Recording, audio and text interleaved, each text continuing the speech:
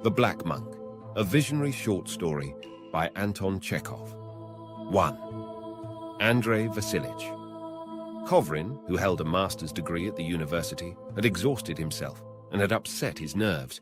He did not send for a doctor, but casually, over a bottle of wine, he spoke to a friend who was a doctor, and the latter advised him to spend the spring and summer in the country. Very opportunely, a long letter came from Tanya Posotsky, who asked him to come and stay with them at Borisovka, and he made up his mind that he really must go. To begin with, that was in April, he went to his own home, Kovrinka, and they spent 3 weeks in solitude.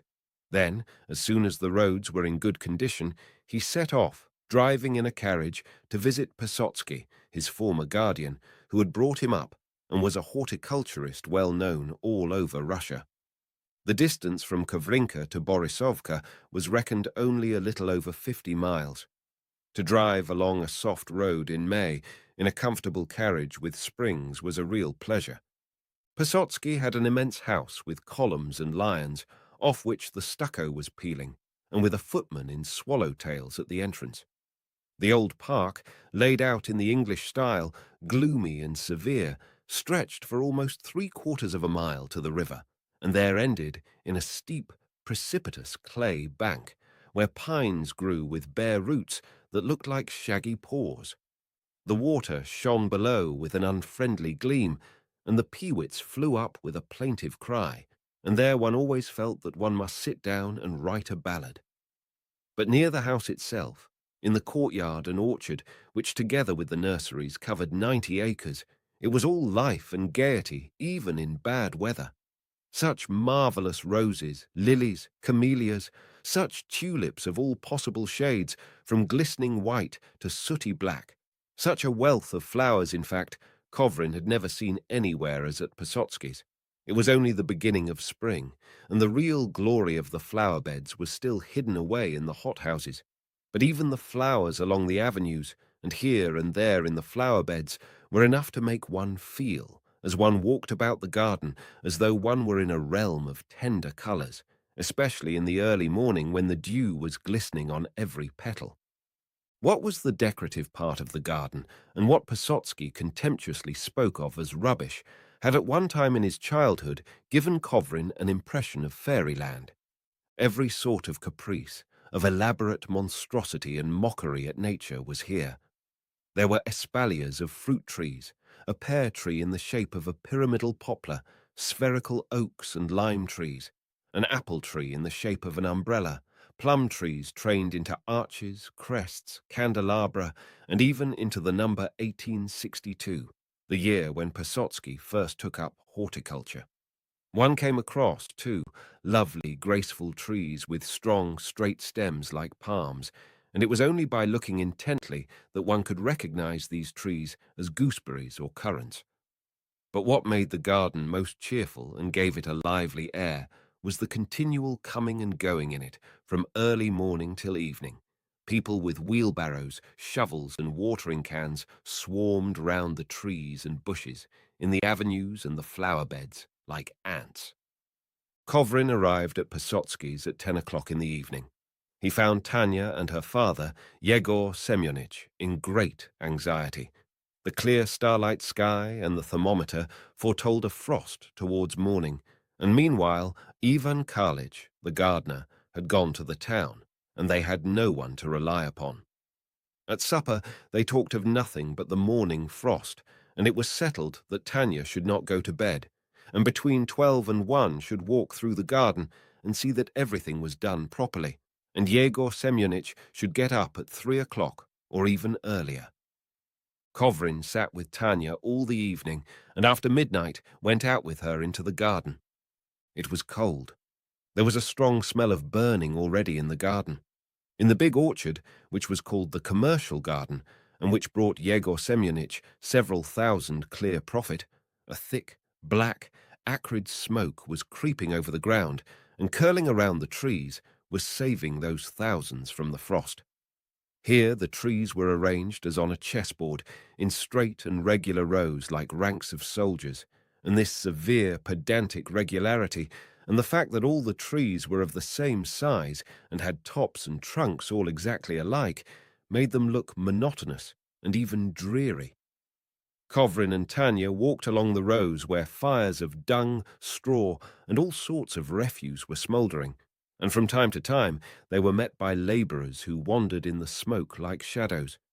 The only trees in flower were the cherries, plums, and certain sorts of apples, but the whole garden was plunged in smoke, and it was only near the nurseries that Kovrin could breathe freely.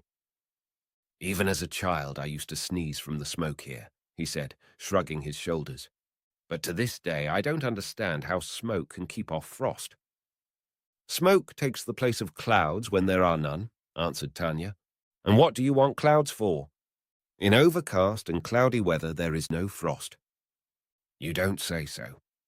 He laughed and took her arm, her broad, very earnest face, chilled with the frost, with her delicate black eyebrows, the turned-up collar of her coat, which prevented her moving her head freely, and the whole of her thin, graceful figure, with her skirts tucked up on account of the dew, touched him. "Good heavens! She is grown up," he said. "When I went away from here last, 5 years ago, you were still a child. You were such a thin, long-legged creature, with your hair hanging on your shoulders. You used to wear short frocks, and I used to tease you, calling you a heron. What time does?" "Yes, 5 years," sighed Tanya. "Much water has flowed since then. Tell me, Andriusha, honestly," she began eagerly, looking him in the face. "Do you feel strange with us now? But why do I ask you? You are a man, you live your own interesting life, you are somebody. To grow apart is so natural. But however that may be, Andriusha, I want you to think of us as your people. We have a right to that." "I do, Tanya." "On your word of honor?" "Yes, on my word of honor." "You were surprised this evening that we have so many of your photographs. You know my father adores you. Sometimes it seems to me that he loves you more than he does me. He is proud of you. You are a clever, extraordinary man. You have made a brilliant career for yourself, and he is persuaded that you have turned out like this because he brought you up. I don't try to prevent him from thinking so. Let him." Dawn was already beginning, and that was especially perceptible from the distinctness with which the coils of smoke and the tops of the trees began to stand out in the air. "It's time we were asleep, though," said Tanya, "and it's cold, too." She took his arm. "Thank you for coming, Andriusha. We have only uninteresting acquaintances, and not many of them. We have only the garden, the garden, the garden, and nothing else." "Standards, half-standards," she laughed. "Apors renettes, borovinkas, budded stocks, grafted stocks. All our life has gone into the garden. I never even dream of anything but apples and pears. Of course, it is very nice and useful, but sometimes one longs for something else for variety. I remember that when you used to come to us for the summer holidays, or simply a visit, it always seemed to be fresher and brighter in the house, as though the covers had been taken off the lustres and the furniture. I was only a little girl then, but yet I understood it." She talked a long while and with great feeling. For some reason the idea came into his head that in the course of the summer he might grow fond of this little, weak, talkative creature, might be carried away and fall in love. In their position, it was so possible and natural. This thought touched and amused him. He bent down to her sweet, preoccupied face and hummed softly. "Onyegin, I won't conceal it. I madly love Tatiana." By the time they reached the house, Yegor Semyonich had got up. Kovrin did not feel sleepy. He talked to the old man and went to the garden with him. Yegor Semyonich was a tall, broad-shouldered, corpulent man, and he suffered from asthma, yet he walked so fast that it was hard work to hurry after him. He had an extremely preoccupied air. He was always hurrying somewhere, with an expression that suggested that if he were 1 minute late, all would be ruined. "Here is a business, brother," he began, standing still to take breath. "On the surface of the ground, as you see, is frost. But if you raise the thermometer on a stick 14 feet above the ground, there it is warm. Why is that?" "I really don't know," said Kovrin, and he laughed. Hmm. One can't know everything, of course. However large the intellect may be, you can't find room for everything in it. I suppose you still go in chiefly for philosophy. Yes, I lecture in psychology. I am working at philosophy in general. And it does not bore you. On the contrary, it's all I live for. Well, God bless you, said Yegor Semyonich, meditatively stroking his grey whiskers. God bless you. I am delighted about you. Delighted, my boy. But suddenly he listened, and with a terrible face ran off and quickly disappeared behind the trees in a cloud of smoke. Who tied this horse to an apple tree? Kovrin heard his despairing, heart-rending cry. Who is the low scoundrel who has dared to tie this horse to an apple tree? My God, my God! They have ruined everything. They have spoilt everything. They have done everything filthy, horrible, and abominable. The orchard's done for. The orchard's ruined. My God! When he came back to Kovrin, his face looked exhausted and mortified. What is one to do with these accursed people? He said in a tearful voice, flinging up his hands. Stiopka was carting dung at night and tied the horse to an apple tree. He twisted the reins round it, the rascal, as tightly as he could, so that the bark is rubbed off in 3 places. What do you think of that? I spoke to him, and he stands like a post and only blinks his eyes. Hanging is too good for him. Growing calmer, he embraced Kovrin and kissed him on the cheek. Well, God bless you. God bless you, he muttered. I am very glad you have come. Unutterably glad. Thank you. Then, with the same rapid step and preoccupied face, he made the round of the whole garden and showed his former ward all his greenhouses and hothouses, his covered-in garden, and 2 apiaries, which he called the marvel of our century. While they were walking, the sun rose, flooding the garden with brilliant light. It grew warm. Foreseeing a long, bright, cheerful day, Kovrin recollected that it was only the beginning of May, and that he had before him a whole summer as bright, cheerful, and long. And suddenly there stirred in his bosom a joyous, youthful feeling, such as he used to experience in his childhood, running about in that garden. And he hugged the old man and kissed him affectionately. Both of them, feeling touched, went indoors and drank tea out of old-fashioned china cups, with cream and satisfying crendles made with milk and eggs, and these trifles reminded Kovrin again of his childhood and boyhood. The delightful present was blended with the impressions of the past that stirred within him. There was a tightness at his heart, yet he was happy. He waited till Tanya was awake and had coffee with her, went for a walk, then went to his room and sat down to work. He read attentively, making notes, and from time to time raised his eyes to look out at the open windows or at the fresh, still dewy flowers in the vases on the table. And again he dropped his eyes to his book, and it seemed to him as though every vein in his body was quivering and fluttering with pleasure. 2. In the country he led just as nervous and restless a life as in town. He read and wrote a great deal. He studied Italian, and when he was out for a walk, thought with pleasure that he would soon sit down to work again. He slept so little that everyone wondered at him. If he accidentally dozed for half an hour in the daytime, he would lie awake all night, and, after a sleepless night, would feel cheerful and vigorous, as though nothing had happened. He talked a great deal, drank wine, and smoked expensive cigars. Very often, almost every day, young ladies of neighboring families would come to the Posotskis and would sing and play the piano with Tanya. Sometimes a young neighbor who was a good violinist would come, too.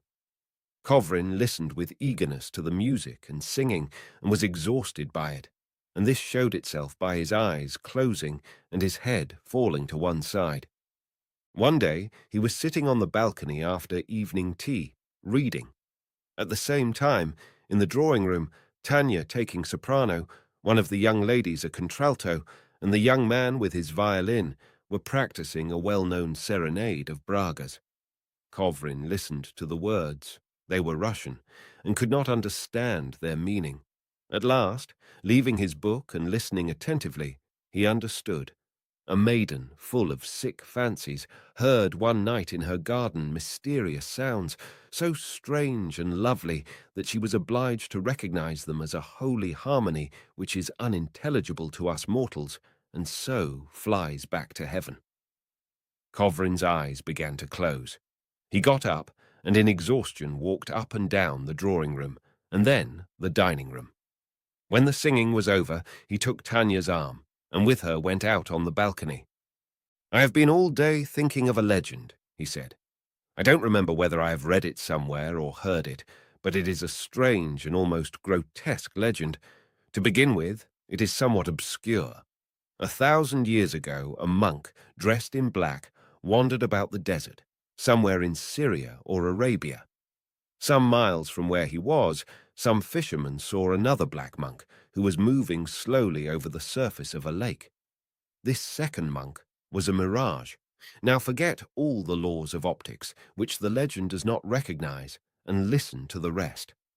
From that mirage there was cast another mirage, then from that other a third, so that the image of the black monk began to be repeated endlessly from one layer of the atmosphere to another, so that he was seen at one time in Africa, at another in Spain, then in Italy, then in the far north.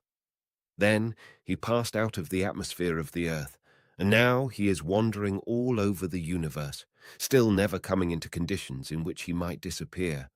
Possibly he may be seen now in Mars or in some star of the Southern Cross. But my dear, the real point on which the whole legend hangs lies in the fact that exactly 1,000 years from the day when the monk walked in the desert, the mirage will return to the atmosphere of the earth again and will appear to men. And it seems that the 1,000 years is almost up. According to the legend, we may look out for the black monk today or tomorrow." "A queer mirage," said Tanya, who did not like the legend. "But the most wonderful part of it all," laughed Kovrin, "is that I simply cannot recall where I got this legend from. Have I read it somewhere? Have I heard it? Or perhaps I dreamed of the black monk. I swear I don't remember. But the legend interests me. I have been thinking about it all day." Letting Tanya go back to her visitors, he went out of the house and, lost in meditation, walked by the flower beds. The sun was already setting. The flowers, having just been watered, gave forth a damp, irritating fragrance. Indoors they began singing again, and in the distance the violin had the effect of a human voice. Kovrin, racking his brains to remember where he had read or heard the legend, turned slowly towards the park and unconsciously went as far as the river. By a little path that ran along the steep bank between the bare roots, he went down to the water, disturbed the peewits there, and frightened 2 ducks. The last rays of the setting sun still threw light here and there on the gloomy pines, but it was quite dark on the surface of the river. Kovrin crossed to the other side by the narrow bridge. Before him lay a wide field covered with young rye not yet in blossom. There was no living habitation, no living soul in the distance, and it seemed as though the little path, if one went along it, would take one to the unknown, mysterious place where the sun had just gone down, and where the evening glow was flaming in immensity and splendor.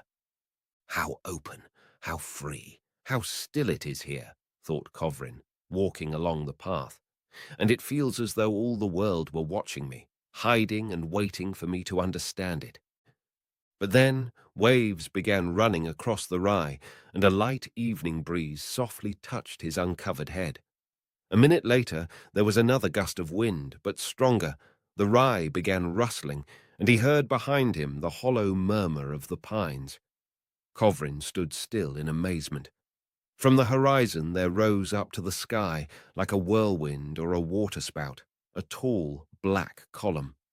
Its outline was indistinct, but from the first instant it could be seen that it was not standing still, but moving with fearful rapidity, moving straight towards Kovrin, and the nearer it came, the smaller and the more distinct it was.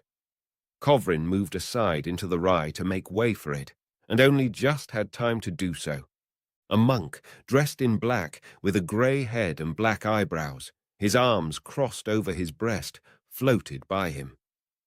His bare feet did not touch the earth. After he had floated 20 feet beyond him, he looked round at Kovrin and nodded to him with a friendly but sly smile. But what a pale, fearfully pale, thin face! Beginning to grow larger again, he flew across the river, collided noiselessly with the clay bank and pines, and passing through them, vanished like smoke.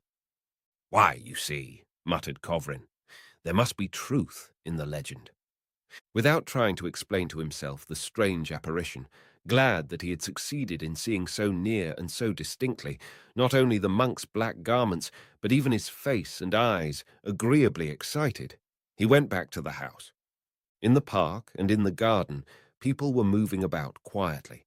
In the house they were playing, so he alone had seen the monk. He had an intense desire to tell Tanya and Yegor Semyonich, but he reflected that they would certainly think his words the ravings of delirium, and that would frighten them. He had better say nothing. He laughed aloud, sang, and danced the mazurka. He was in high spirits, and all of them, the visitors and Tanya, thought he had a peculiar look, radiant and inspired, and that he was very interesting. 3. After supper, when the visitors had gone, he went to his room and lay down on the sofa. He wanted to think about the monk. But a minute later, Tanya came in.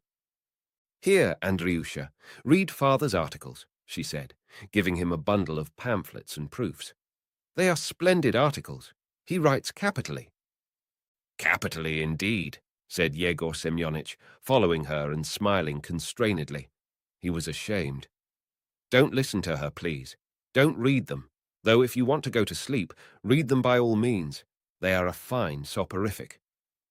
"I think they are splendid articles," said Tanya, with deep conviction. "You read them, Andriusha, and persuade father to write oftener. He could write a complete manual of horticulture." Yegor Semyonich gave a forced laugh, blushed, and began uttering the phrases usually made us of by an embarrassed author. At last he began to give way. "In that case, begin with Gosha's article and these Russian articles," he muttered, turning over the pamphlets with a trembling hand, "or else you won't understand. Before you read my objections, you must know what I'm objecting to, but it's all nonsense, tiresome stuff. Besides, I believe it's bedtime." Tanya went away. Yegor Semyonich sat down on the sofa by Kovrin and heaved a deep sigh. "Yes, my boy," he began after a pause. "That's how it is, my dear lecturer. Here I write articles and take part in exhibitions and receive medals. Pesotsky, they say, has apples the size of a head, and Pesotsky, they say, has made his fortune with his garden. In short, Kochubey is rich and glorious. But one asks oneself, what is it all for? The garden is certainly fine, a model. It's not really a garden, but a regular institution, which is of the greatest public importance, because it marks, so to say, a new era in Russian agriculture and Russian industry. But what's it for? What's the object of it? The fact speaks for itself. I do not mean in that sense. I meant to ask, what will happen to the garden when I die? In the condition in which you see it now, it would not be maintained for 1 month without me. The whole secret of success lies not in its being a big garden or a great number of laborers being employed in it, but in the fact that I love the work. Do you understand? I love it perhaps more than myself. Look at me. I do everything myself. I work from morning to night. I do all the grafting myself, the pruning myself, the planting myself. I do it all. Myself. When anyone helps me, I am jealous and irritable till I am rude. The whole secret lies in loving it, that is, in the sharp eye of the master. Yes, and in the master's hands, and in the feeling that makes one, when one goes anywhere for an hour's visit, sit, ill at ease, with one's heart far away, afraid that something may have happened in the garden. But when I die, who will look after it? Who will work? The gardener? The labourers? Yes. But I will tell you, my dear fellow, the worst enemy in the garden is not a hare, not a cockchafer, and not the frost, but any outside person. And Tanya? asked Kovrin, laughing. "She can't be more harmful than a hare. She loves the work and understands it." "Yes, she loves it and understands it. If after my death the garden goes to her, and she is the mistress, of course nothing better could be wished. But if, which God forbid, she should marry," Yegor Semyonich whispered, and looked with a frightened look at Kovrin. "That's just it. If she marries and children come, she will have no time to think about the garden. What I fear most is, she will marry some fine gentleman, and he will be greedy, and he will let the garden to people who will run it for profit, and everything will go to the devil the very first year. In our work, females are the scourge of God." Yegor Semyonich sighed and paused for a while. "Perhaps it is egoism, but I tell you frankly, I don't want Tanya to get married. I am afraid of it. There is one young dandy comes to see us, bringing his violin and scraping on it. I know Tanya will not marry him. I know it quite well, but I can't bear to see him. Altogether, my boy, I am very queer. I know that." Yegor Semyonich got up and walked about the room in excitement, and it was evident that he wanted to say something very important, but could not bring himself to it. "I am very fond of you, and so I am going to speak to you openly," he decided at last, thrusting his hands into his pockets. "I deal plainly with certain delicate questions, and say exactly what I think, and I cannot endure so-called hidden thoughts. I will speak plainly. You are the only man to whom I should not be afraid to marry my daughter. You are a clever man with a good heart, and would not let my beloved work go to ruin. And the chief reason is that I love you as a son, and I am proud of you. If Tanya and you could get up a romance somehow, then, well, I should be very glad and even happy. I tell you this plainly, without mincing matters, like an honest man." Kovrin laughed. Yegor Semyonich opened the door to go out and stood in the doorway. "If Tanya and you had a son, I would make a horticulturist of him," he said, after a moment's thought. "However, this is idle dreaming. Good night." Left alone, Kovrin settled himself more comfortably on the sofa and took up the articles. The title of one was "On Intercropping," of another, a few words on the remarks of Monsieur Z concerning the trenching of the soil for a new garden. A third, additional matter concerning grafting with a dormant bud, and they were all of the same sort. But what a restless, jerky tone, what nervous, almost hysterical passion. Here was an article, one would have thought, with most peaceable and impersonal contents. The subject of it was the Russian Antonovsky apple. But Yegor Semyonich began it with Audiatur altera pars, and finished it with Sapienti sat. And between these two quotations, a perfect torrent of venomous phrases directed at the learned ignorance of our recognized horticultural authorities, who observe nature from the height of their university chairs, or at Monsieur Gaucher, whose success has been the work of the vulgar and the dilettanti. And then followed an inappropriate, affected, and insincere regret that peasants who stole fruit and broke the branches could not nowadays be flogged. It is beautiful, charming, healthy work, but even in this there is strife and passion, thought Kovrin. I suppose that everywhere and in all careers, men of ideas are nervous and marked by exaggerated sensitiveness. Most likely it must be so. He thought of Tanya, who was so pleased with Yegor Semyonich's articles. Small, pale, and so thin that her shoulder blades stuck out. Her eyes, wide and open, dark and intelligent, had an intent gaze as though looking for something. She walked like her father with a little hurried step. She talked a great deal and was fond of arguing, accompanying every phrase, however insignificant, with expressive mimicry and gesticulation. No doubt she was nervous in the extreme. Kovrin went on reading the articles, but he understood nothing of them and flung them aside. The same pleasant excitement with which he had earlier in the evening danced the mazurka and listened to the music was now mastering him again and rousing a multitude of thoughts. He got up and began walking about the room, thinking about the black monk. It occurred to him that if this strange, supernatural monk had appeared to him only, that meant that he was ill and had reached the point of having hallucinations.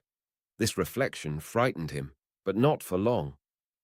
But I am all right, and I am doing no harm to anyone, so there is no harm in my hallucinations, he thought, and he felt happy again. He sat down on the sofa and clasped his hands round his head. Restraining the unaccountable joy which filled his whole being, he then paced up and down again and sat down to his work. But the thought that he read in the book did not satisfy him. He wanted something gigantic, unfathomable, stupendous. Towards morning, he undressed and reluctantly went to bed. He ought to sleep. When he heard the footsteps of Yegor Semyonich going out into the garden, Kovrin rang the bell and asked the footman to bring him some wine. He drank several glasses of Lafitte, then wrapped himself up, head and all. His consciousness grew clouded and he fell asleep. 4. Yegor Semyonich and Tanya often quarrelled and said nasty things to each other. They quarrelled about something that morning. Tanya burst out crying and went to her room. She would not come down to dinner nor to tea. At first, Yegor Semyonich went about looking sulky and dignified, as though to give everyone to understand that for him the claims of justice and good order were more important than anything else in the world. But he could not keep it up for long, and soon sank into depression. He walked about the park dejectedly, continually sighing, "Oh, my God! My God!" and at dinner did not eat a morsel. At last, guilty and conscience-stricken, he knocked at the locked door and called timidly, "Tanya! Tanya!" And from behind the door came a faint voice, weak with crying but still determined, "Leave me alone, if you please." The depression of the master and mistress was reflected in the whole household, even in the labourers working in the garden. Kovrin was absorbed in his interesting work, but at last he too felt dreary and uncomfortable. To dissipate the general ill-humour in some way, he made up his mind to intervene, and towards evening he knocked at Tanya's door. He was admitted. "Fie! Fie! For shame!" he began playfully, looking with surprise at Tanya's tear-stained, woebegone face, flushed in patches with crying. "Is it really so serious? Fie! Fie!" "But if you knew how he tortures me," she said, and floods of scalding tears streamed from her big eyes. "He torments me to death," she went on, wringing her hands. "I said nothing to him. Nothing. I only said that there was no need to keep too many labourers, if we could hire them by the day when we wanted them. You know the labourers have been doing nothing for a whole week. I only said that, and he shouted and said a lot of horrible insulting things to me. What for?" There, said Kovrin, smoothing her hair. "You've quarrelled with each other. You've cried, and that's enough. You must not be angry for long. That's wrong, all the more as he loves you beyond everything." "He has spoiled my whole life," Tanya went on, sobbing. "I hear nothing but abuse and insults. He thinks I am of no use in the house. Well, he is right. I shall go away tomorrow. I shall become a telegraph clerk. I don't care." "Come, come, come! You mustn't cry, Tanya. You mustn't, dear. You are both hot-tempered and irritable, and you are both to blame. Come along. I will reconcile you." Kovrin talked affectionately and persuasively while she went on crying, twitching her shoulders and wringing her hands as though some terrible misfortune had really befallen her. He felt all the sorrier for her because her grief was not a serious one, yet she suffered extremely. What trivialities were enough to make this little creature miserable for a whole day, perhaps for her whole life? Comforting Tanya, Kovrin thought that apart from this girl and her father, he might hunt the world over and would not find people who would love him as one of themselves, as one of their kindred. If it had not been for those two, he might very likely, having lost his father and mother in early childhood, never to the day of his death have known what was meant by genuine affection and that naive, uncritical love which is only lavished on very close blood relations. And he felt that the nerves of this weeping, shaking girl responded to his half-sick, overstrained nerves like iron to a magnet. He never could have loved a healthy, strong, rosy-cheeked woman, but pale, weak, unhappy Tanya attracted him. And he liked stroking her hair and her shoulders, pressing her hand and wiping away her tears. At last, she left off crying. She went on for a long time complaining of her father and her hard, insufferable life in that house, entreating Kovrin to put himself in her place. Then she began, little by little, smiling and sighing that God had given her such a bad temper. At last, laughing aloud, she called herself a fool and ran out of the room.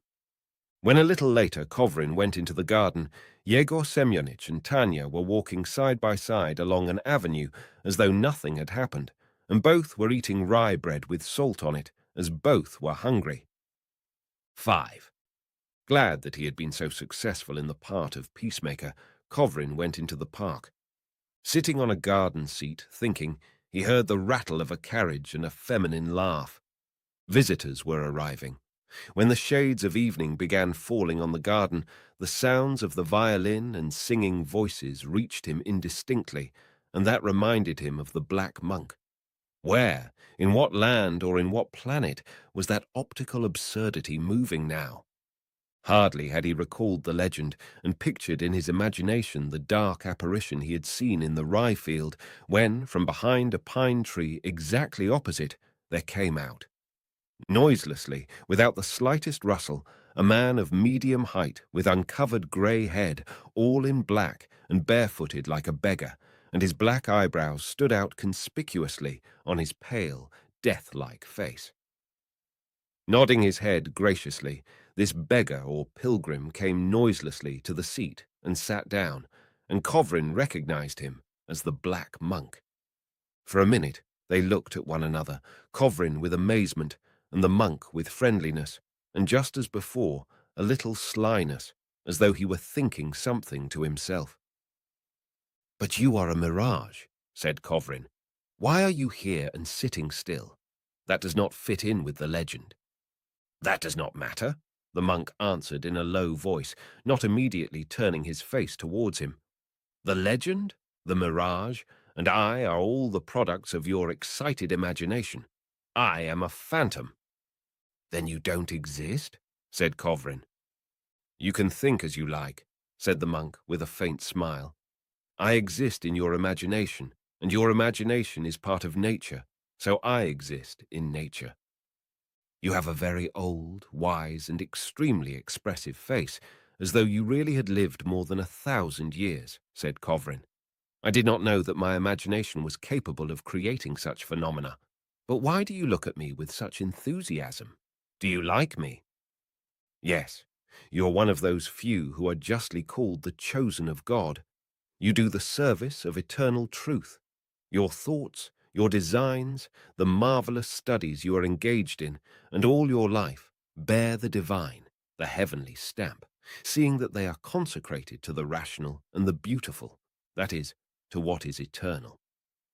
You said eternal truth. But is eternal truth of use to man and within his reach if there is no eternal life? "There is eternal life," said the monk. "Do you believe in the immortality of man?" "Yes, of course. A grand, brilliant future is in store for you men, and the more there are like you on earth, the sooner will this future be realized. Without you who serve the higher principle and live in full understanding and freedom, mankind would be of little account. Developing in a natural way, it would have to wait a long time for the end of its earthly history. You will lead it some thousands of years earlier into the kingdom of eternal truth. And therein lies your supreme service. You are the incarnation of the blessing of God, which rests upon men." "And what is the object of eternal life?" asked Kovrin. "As of all life, enjoyment.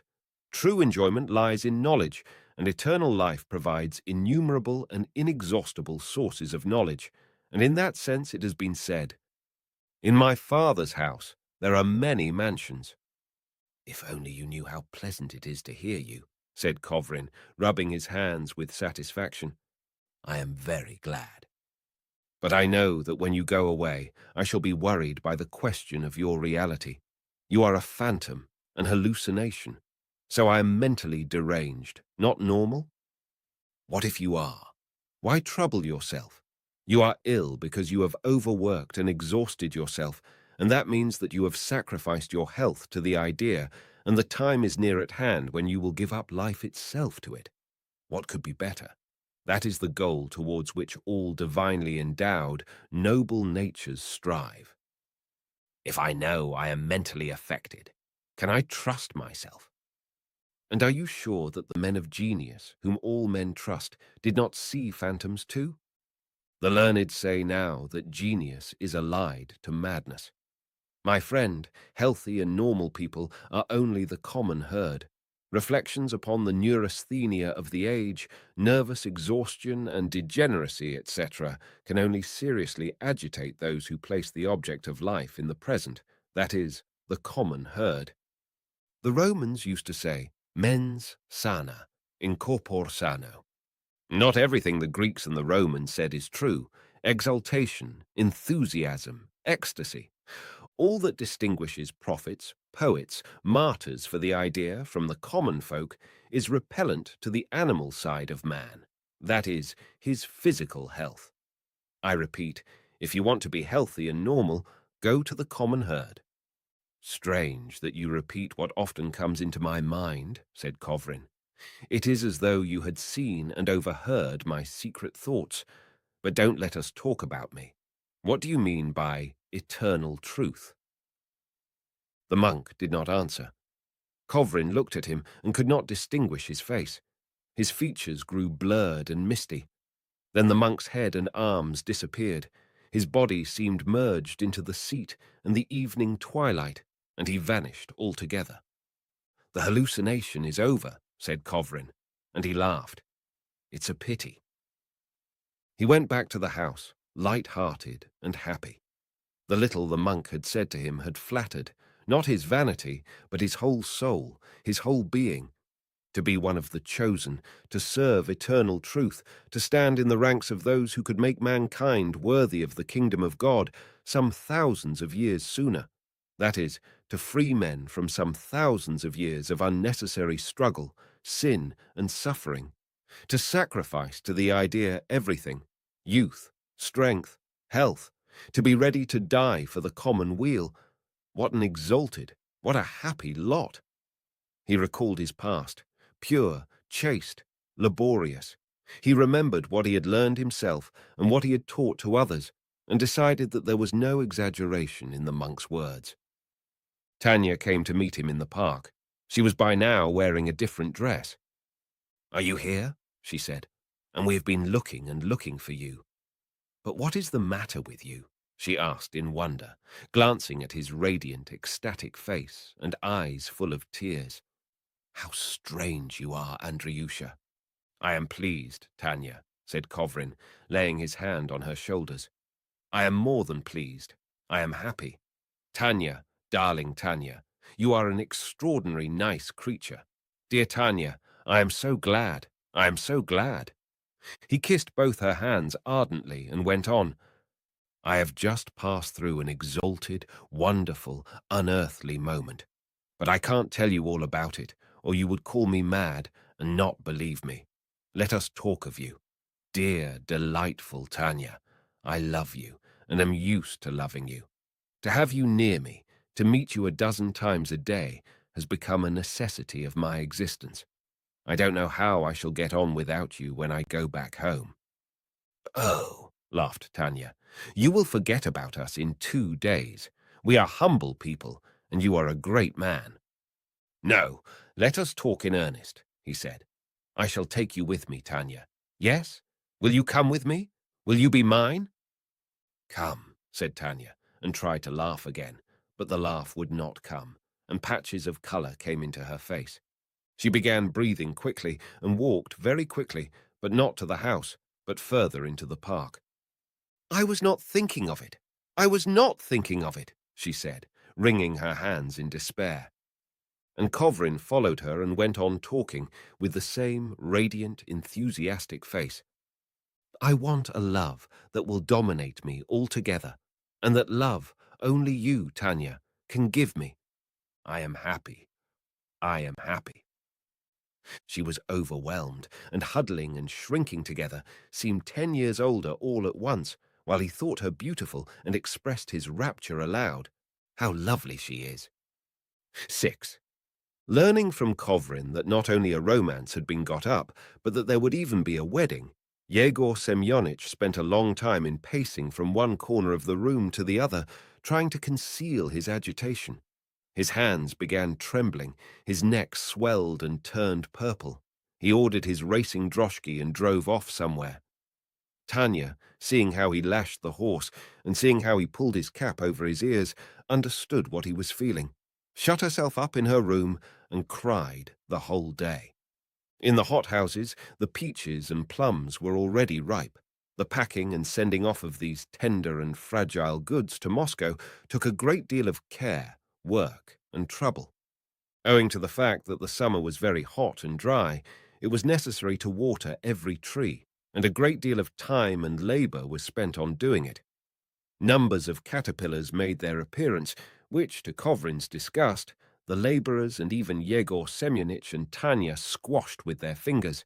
In spite of all that, they had already to book autumn orders for fruit and trees, and to carry on a great deal of correspondence. And at the very busiest time, when no one seemed to have a free moment, the work of the fields carried off more than half their laborers from the garden. Yegor Semyonich, sunburnt, exhausted, ill-humored, galloped from the fields to the garden and back again, cried that he was being torn to pieces, and that he should put a bullet through his brains. Then came the fuss and worry of the trousseau, to which the Pesotskys attached a good deal of importance. Everyone's head was in a whirl from the snipping of the scissors, the rattle of the sewing machine, the smell of hot irons, and the caprices of the dressmaker, a huffy and nervous lady. And, as ill luck would have it, visitors came every day, who had to be entertained, fed, and even put up for the night. But all this hard labor passed unnoticed as though in a fog. Tanya felt that love and happiness had taken her unawares, though she had, since she was 14, for some reason been convinced that Kovrin would marry her and no one else. She was bewildered, could not grasp it, could not believe herself. At one minute, such joy would swoop down upon her that she longed to fly away to the clouds and their prey to God. At another moment, she would remember that in August she would have to part from her home and leave her father, or, goodness knows why, the idea would occur to her that she was worthless, insignificant and unworthy of a great man like Kovrin, and she would go to her room, lock herself in, and cry bitterly for several hours. When there were visitors, she would suddenly fancy that Kovrin looked extraordinarily handsome, and that all the women were in love with him and envying her, and her soul was filled with pride and rapture, as though she had vanquished the whole world. But he had only to smile politely at any young lady for her to be trembling with jealousy, to retreat to her room, and tears again. These new sensations mastered her completely. She helped her father mechanically, without noticing peaches, caterpillars, or laborers, or how rapidly the time was passing. It was almost the same with Yegor Semyonich. He worked from morning till night, was always in a hurry, was irritable, and flew into rages. But all of this was in a sort of spellbound dream. It seemed as though there were two men in him. One was the real Yegor Semyonich, who was moved to indignation and clutched his head in despair when he heard of some irregularity from Ivan Karlovich, the gardener, and another, not the real one, who seemed as though he were half drunk, would interrupt a business conversation at half a word, touch the gardener on the shoulder, and begin muttering, "Say what you like. There is a great deal in blood." His mother was a wonderful woman, most high-minded and intelligent. It was a pleasure to look at her good, candid, pure face. It was like the face of an angel. She drew splendidly, wrote verses, spoke 5 foreign languages, sang. Poor thing, she died of consumption. The kingdom of heaven be hers. The unreal Yegor Semyonich sighed, and after a pause went on. When he was a boy and growing up in my house, he had the same angelic face, good and candid. The way he looks and talks and moves is as soft and elegant as his mother's, and his intellect. We were always struck with his intelligence. To be sure, it's not for nothing he's a master of arts. It's not for nothing. And wait a bit, Ivan Karlovich, what will he be in 10 years' time? He will be far above us. But at this point, the real Yegor Semyonich, suddenly coming to himself, would make a terrible face, would clutch his head and cry, "The devils! They have spoilt everything. They have ruined everything. They have spoilt everything. The garden's done for. The garden's ruined." Kovrin, meanwhile, worked with the same ardour as before, and did not notice the general commotion. Love only added fuel to the flames. After every talk with Tanya, he went to his room, happy and triumphant, took up his book or his manuscript with the same passion with which he had just kissed Tanya and told her of his love. What the black monk had told him of the chosen of God, of eternal truth, of the brilliant future of mankind, and so on, gave peculiar and extraordinary significance to his work, and filled his soul with pride and the consciousness of his own exalted consequence. Once or twice a week, in the park or in the house, he met the black monk and had long conversations with him, but this did not alarm him, but, on the contrary, delighted him, as he was now firmly persuaded that such apparitions only visited the elect few who rise up above their fellows and devote themselves to the service of the idea.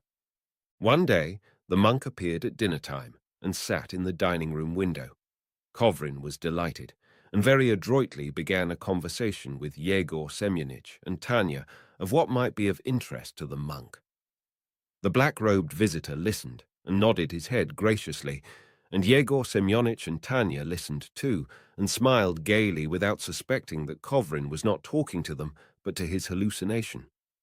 Imperceptibly, the fast of the Assumption was approaching, and soon after came the wedding, which, at Yegor Semyonich's urgent desire, was celebrated with a flourish. That is, with senseless festivities that lasted for 2 whole days and nights. 3,000 rubles worth of food and drink was consumed, but the music of the wretched hired band, the noisy toasts, the scurrying to and fro of the footmen, the uproar and crowding, prevented them from appreciating the taste of the expensive wines and wonderful delicacies ordered from Moscow. 7. One long winter night, Kovrin was lying in bed, reading a French novel. Poor Tanya, who had headaches in the evenings from living in town, to which she was not accustomed, had been asleep a long while, and from time to time articulated some incoherent phrase in her restless dreams. It struck 3 o'clock. Kovrin put out the light and lay down to sleep, lay for a long time with his eyes closed, but could not get to sleep because, as he fancied, the room was very hot, and Tanya talked in her sleep. At 4:30 he lighted the candle again, and this time he saw the black monk sitting in an armchair near the bed. "Good morning," said the monk, and after a brief pause he asked, "What are you thinking of now?" "Of fame," answered Kovrin. "In the French novel I have just been reading, there is a description of a young savant who does silly things and pines away through worrying about fame. I can't understand such anxiety." "Because you are wise. Your attitude towards fame is one of indifference, as towards a toy which no longer interests you." "Yes, that is true. Renown does not allure you now. What is there flattering, amusing, or edifying in their carving your name on a tombstone, than time rubbing off the inscription together with the gilding? Moreover, happily, there are too many of you for the weak memory of mankind to be able to retain your names." "Of course," assented Kovrin. "Besides, why should they be remembered? But let us talk of something else. Of happiness, for instance. What is happiness?" When the clock struck 5, he was sitting on the bed, dangling his feet to the carpet, talking to the monk. "In ancient times, a happy man grew at last frightened of his happiness. It was so great. And to propitiate the gods he brought as a sacrifice his favorite ring. Do you know, I too, like Polycrates, begin to be uneasy of my happiness. It seems strange to me that from morning to night I feel nothing but joy. It fills my whole being and smothers all other feelings. I don't know what sadness, grief, or boredom is. Here I am not asleep. I suffer from sleeplessness, but I am not dull. I say it in earnest. I begin to feel perplexed. But why? The monk asked in wonder. Is joy a supernatural feeling? Ought it not to be the normal state of man? The more highly a man is developed on the intellectual and moral side, the more independent he is, the more pleasure life gives him. Socrates, Diogenes, and Marcus Aurelius were joyful, not sorrowful. And the apostle tells us, rejoice continually. Rejoice and be glad. But will the gods be suddenly wrathful? Kovrin jested, and he laughed. If they take from me comfort and make me go cold and hungry, it won't be very much to my taste. Meanwhile, Tanya woke up and looked with amazement and horror at her husband. He was talking, addressing the armchair, laughing and gesticulating. His eyes were gleaming, and there was something strange in his laugh.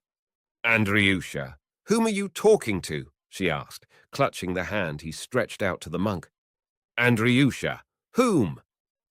Oh, whom? Said Kovrin in confusion. Why, to him. He is sitting here, he said, pointing to the black monk. There is no one here, no one. Andriusha, you are ill. Tanya put her arm round her husband and held him tight, as though protecting him from the apparition, and put her hand over his eyes. You are ill, she sobbed, trembling all over. Forgive me, my precious, my dear one, but I have noticed for a long time that your mind is clouded in some way. You are mentally ill, Andriusha. Her trembling infected him too. He glanced once more at the armchair, which was now empty, felt a sudden weakness in his arms and legs, was frightened, and began dressing. It's nothing, Tanya.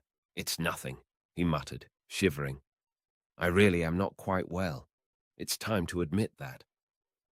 I have noticed it for a long time, and Father has noticed it, she said, trying to suppress her sobs.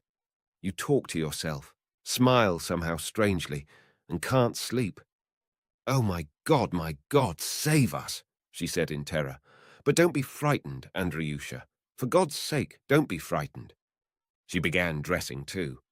Only now, looking at her, Kovrin realized the danger of his position, realized the meaning of the black monk and his conversations with him. It was clear to him now that he was mad. Neither of them knew why they dressed and went into the dining room, she in front and he following her. There they found Yegor Semyonich standing in his dressing gown and with a candle in his hand. He was staying with them and had been awakened by Tanya's sobs. Don't be frightened, Andriusha, Tanya was saying, shivering as though in a fever. Don't be frightened. Father, it will all pass over. It will all pass over. Kovrin was too much agitated to speak. He wanted to say to his father-in-law in a playful tone, Congratulate me. It appears I have gone out of my mind. But he could only move his lips and smile bitterly. At 9 o'clock in the morning, they put on his jacket and fur coat, wrapped him up in a shawl, and took him in a carriage to a doctor. 8. Summer had come again, and the doctor advised their going into the country. Kovrin had recovered. He had left off seeing the black monk, and he had only to get up his strength. Staying at his father-in-law's, he drank a great deal of milk, worked for only 2 hours out of the 24, and neither smoked nor drank wine. On the evening before Elijah's day, they had an evening service in the house. When the deacon was handing the priest the censer, the immense old room smelt like a graveyard, and Kovrin felt bored. He went out into the garden. Without noticing the gorgeous flowers, he walked about the garden, sat down on a seat, then strolled about the park. Reaching the river, he went down and then stood, lost in thought, looking at the water. The sullen pines with their shaggy roots, which had seen him a year before so young, so joyful and confident, were not whispering now, but standing mute and motionless, as though they did not recognize him. And indeed, his head was closely cropped, his beautiful long hair was gone, his step was lagging, his face was fuller and paler than last summer. He crossed by the footbridge to the other side, where the year before there had been rye, the oats stood, reaped, and lay in rows. The sun had set, and there was a broad stretch of glowing red on the horizon, a sign of windy weather next day. It was still. Looking in the direction from which the year before the black monk had first appeared, Kovrin stood for 20 minutes, till the evening glow had begun to fade. When, listless and dissatisfied, he returned home, the service was over. Yegor Semyonich and Tanya were sitting on the steps of the veranda, drinking tea. They were talking of something, but, seeing Kovrin, ceased at once, and he concluded from their faces that their talk had been about him. "I believe it is time for you to have your milk," Tanya said to her husband. "No, it is not time yet," he said, sitting down on the bottom step. "Drink it yourself. I don't want it." Tanya exchanged a troubled glance with her father and said in a guilty voice, "You notice yourself that milk does you good." "Yes, a great deal of good." Kovrin laughed. "I congratulate you. I have gained 1 pound in weight since Friday." He pressed his head tightly in his hands and said miserably, Why have you cured me? Preparations of bromide, idleness, hot baths, supervision, cowardly consternation at every mouthful, at every step. All this will reduce me at last to idiocy. I went out of my mind. I had megalomania, but then I was cheerful, confident, and even happy. I was interesting and original. Now I have become more sensible and stolid, but I am just like everyone else. I am mediocrity. I am weary of life. Oh, how cruelly you have treated me. I saw hallucinations, but what harm did that do to anyone? I ask, what harm did that do anyone? Goodness knows what you are saying, sighed Yegor Semyonich. It's positively wearisome to listen to it. Then don't listen. The presence of other people, especially Yegor Semyonich, irritated Kovrin now. He answered him dryly, coldly, and even rudely, never looked at him but with irony and hatred, while Yegor Semyonich was overcome with confusion and cleared his throat guiltily, though he was not conscious of any fault in himself. At a loss to understand why their charming and affectionate relations had changed so abruptly, Tanya huddled up to her father and looked anxiously in his face. She wanted to understand and could not understand, and all that was clear to her was that their relations were growing worse and worse every day, that of late her father had begun to look much older, and her husband had grown irritable, capricious, quarrelsome, and uninteresting. She could not laugh or sing. At dinner she ate nothing, did not sleep for nights together, expecting something awful, and was so worn out that on one occasion she lay in a dead faint from dinner time till evening. During the service she thought her father was crying, and now, while the three of them were sitting together on the terrace, she made an effort not to think of it. How fortunate Buddha, Mahomet, and Shakespeare were that their kind relations and doctors did not cure them of their ecstasy and their inspiration, said Kovrin. If Mahomet had taken bromide for his nerves, had worked only 2 hours out of the 24, and had drunk milk, that remarkable man would have left no more trace after him than his dog. Doctors and kind relations will succeed in stupefying mankind, in making mediocrity pass for genius, and in bringing civilization to ruin. If only you knew, Kovrin said with annoyance, how grateful I am to you. He felt intense irritation, and to avoid saying too much, he got up quickly and went into the house. It was still, and the fragrance of the tobacco plant and the marvel of Peru floated in at the open window. The moonlight lay in green patches on the floor and on the piano in the big, dark dining room. Kovrin remembered the raptures of the previous summer when there had been the same scent of the marvel of Peru and the moon had shone in at the window. To bring back the mood of last year, he went quickly to his study, lighted a strong cigar, and told the footman to bring him some wine. But the cigar left a bitter and disgusting taste in his mouth, and the wine had not the same flavor as it had the year before. And so great is the effect of giving up a habit. The cigar and the 2 gulps of wine made him giddy and brought on palpitations of the heart, so that he was obliged to take bromide. Before going to bed, Tanya said to him, "Father adores you. You are cross with him about something, and it is killing him. Look at him. He is aging, not from day to day, but from hour to hour. I entreat you, Andriusha, for God's sake, for the sake of your dead father, for the sake of my peace of mind, be affectionate to him." "I can't. I don't want to." "But why?" asked Tanya, beginning to tremble all over. "Explain why." "Because he is antipathetic to me, that's all," said Kovrin carelessly, and he shrugged his shoulders. "But we won't talk about him. He is your father." "I can't understand, I can't," said Tanya, pressing her hands to her temples and staring at a fixed point. "Something incomprehensible, awful, is going on in the house. You have changed, grown unlike yourself. You, clever, extraordinary man as you are irritated over trifles, meddle in paltry nonsense. Such trivial things excite you that sometimes one is simply amazed and can't believe that it is you. Come, come, don't be angry, don't be angry," she went on, kissing his hands, frightened of her own words. "You are clever, kind, noble. You will be just a father. He is so good." "He is not good. He is just good-natured. Burlesque old uncles like your father, with well-fed, good-natured faces, extraordinarily hospitable and queer, at one time used to touch me and amuse me in novels and in farces and in life. Now I dislike them. They are egoists to the marrow of their bones.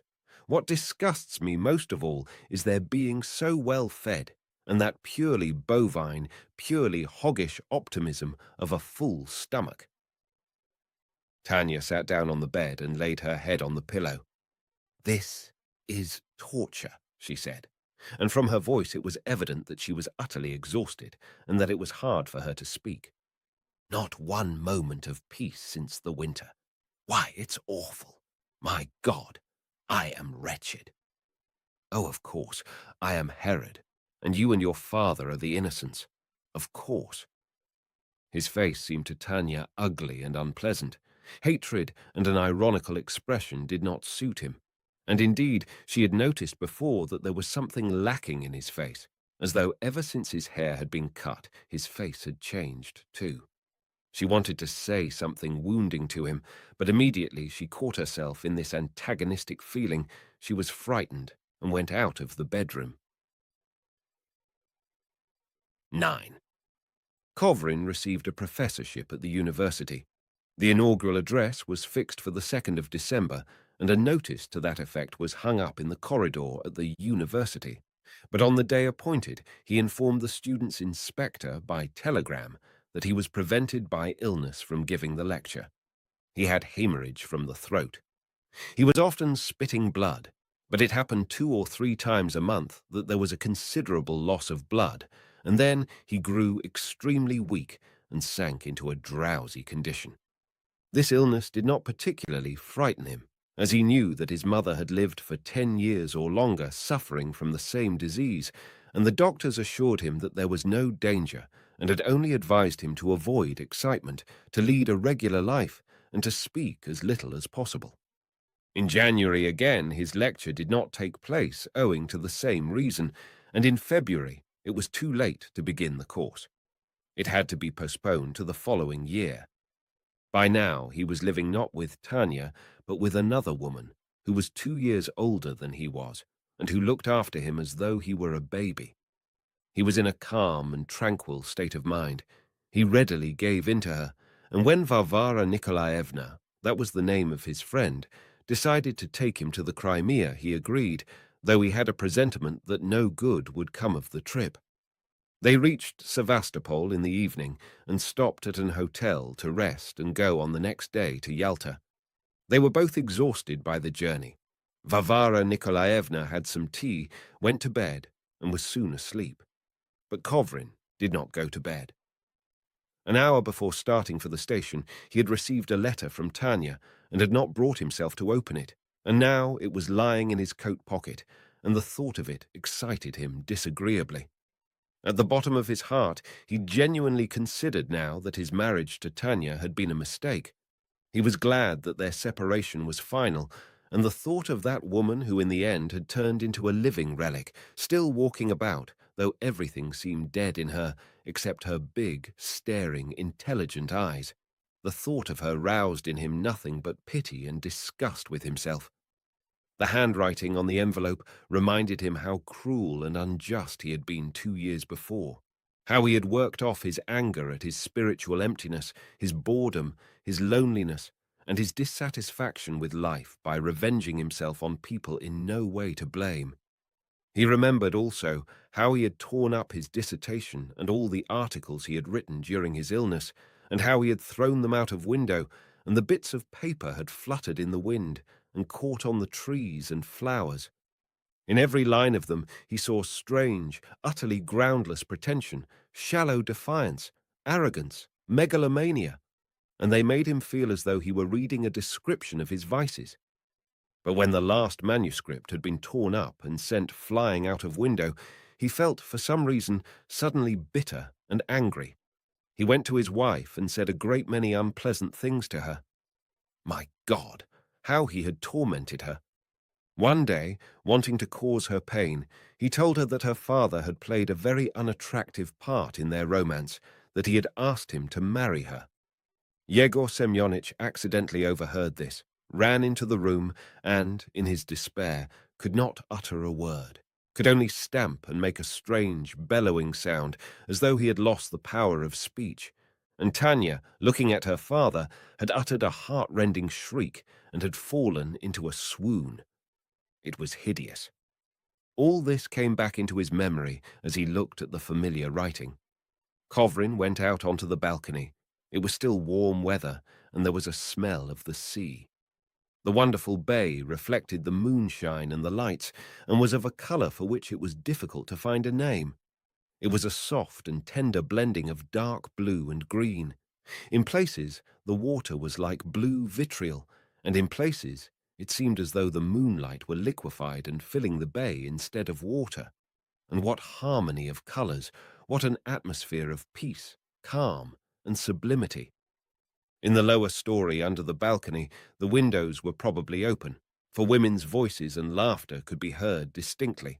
Apparently, there was an evening party.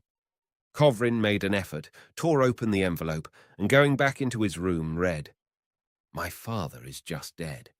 I owe that to you, for you have killed him. Our garden is being ruined. Strangers are managing it already. That is, the very thing is happening that poor father dreaded. That, too, I owe to you. I hate you with my whole soul, and I hope you may soon perish. Oh, how wretched I am! Insufferable anguish is burning my soul. My curse is on you. I took you for an extraordinary man, a genius. I loved you, and you have turned out a madman." Kovrin could read no more. He tore up the letter and threw it away. He was overcome by an uneasiness that was akin to terror. Varvara Nikolaevna was asleep behind the screen, and he could hear her breathing. From the lower story came the sounds of laughter and women's voices, but he felt as though in the whole hotel there were no living soul but him. Because Tanya, unhappy, broken by sorrow, had cursed him in her letter and hoped for his perdition, he felt eerie and kept glancing hurriedly at the door, as though he were afraid that the uncomprehended force which 2 years before had wrought such havoc in his life and in the life of those near him might come into the room and master him once more. He knew by experience that when his nerves were out of hand, the best thing for him to do was to work. He must sit down to the table and force himself, at all costs, to concentrate his mind on some one thought. He took from his red portfolio a manuscript containing a sketch of a small work of the nature of a compilation, which he had planned in case he should find it dull in the Crimea without work.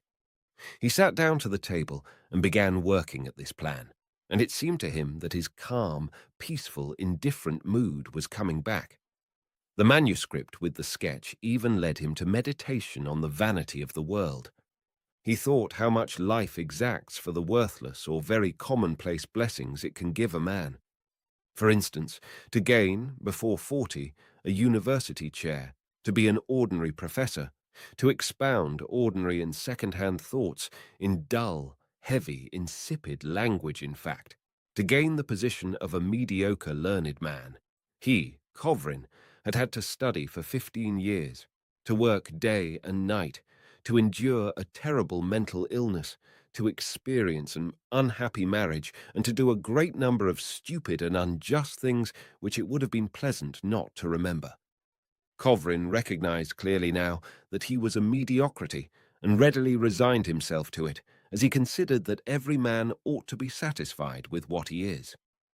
The plan of the volume would have soothed him completely, but the torn letter showed white on the floor and prevented him from concentrating his attention.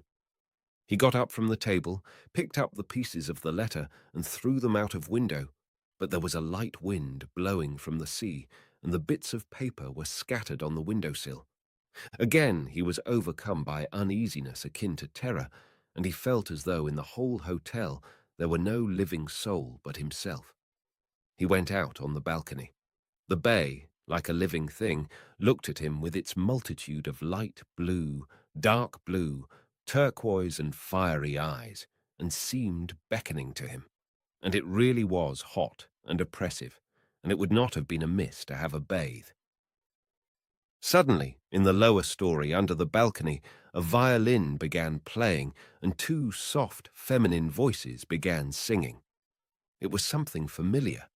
The song was about a maiden, full of sick fancies, who heard one night in her garden mysterious sounds, so strange and lovely that she was obliged to recognize them as a holy harmony which is unintelligible to us mortals, and so flies back to heaven. Kovrin caught his breath, and there was a pang of sadness at his heart, and a thrill of the sweet, exquisite delight he had so long forgotten began to stir in his breast. A tall black column, like a whirlwind or a waterspout, appeared on the further side of the bay. It moved with fearful rapidity across the bay, towards the hotel, growing smaller and darker as it came, and Kovrin only just had time to get out of the way to let it pass. The monk, with bare grey head, black eyebrows, barefoot, his arms crossed over his breast, floated by him, and stood still in the middle of the room. "Why did you not believe me?" he asked reproachfully, looking affectionately at Kovrin.